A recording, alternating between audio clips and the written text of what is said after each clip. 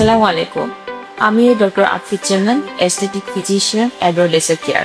আজকে আমরা কথা বলবো হেয়ার ট্রান্সপ্ল্যান্ট নিয়ে।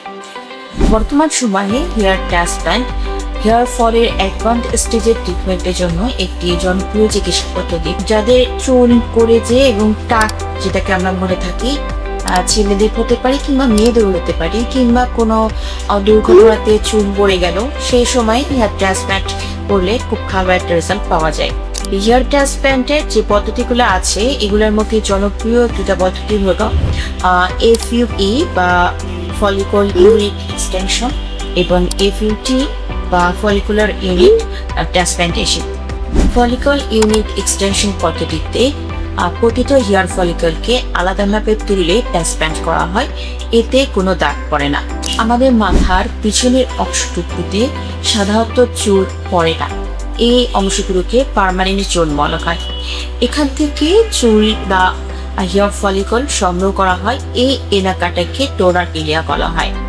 এই ডোনার এরিয়া থেকে আমরা হেয়ার ফলিকল সংগ্রহ করে মাথার সামনের অংশ, যেটাকে বলা হয় টেম্পোরারি জোন, যেখানে সাধারণত টাক পড়ে থাকে, এই অংশে ট্রান্সপ্ল্যান্ট করা হয়। এবং এখানে যে জায়গায় আমি ট্রান্সপ্ল্যান্ট করবো, সেই জায়গাটাকে রিসপেক্ট এরিয়া বলা হচ্ছে।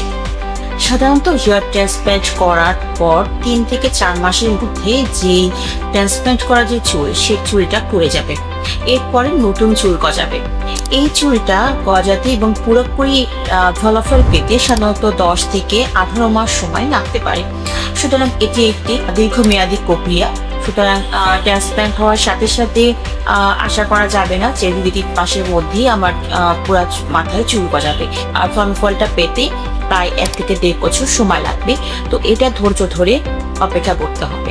বর্তমান সময়ে হেয়ার ট্রান্সপ্ল্যান্ট খুব জনপ্রিয় পদ্ধতি চুল পড়ার চিকিৎসায়, এবং অ্যাডোর লেজার কেয়ারে এটি করা হচ্ছে। আপনারা যারা ট্রান্সপ্ল্যান্ট করতে ইচ্ছুক, অবশ্যই যোগাযোগ করবেন।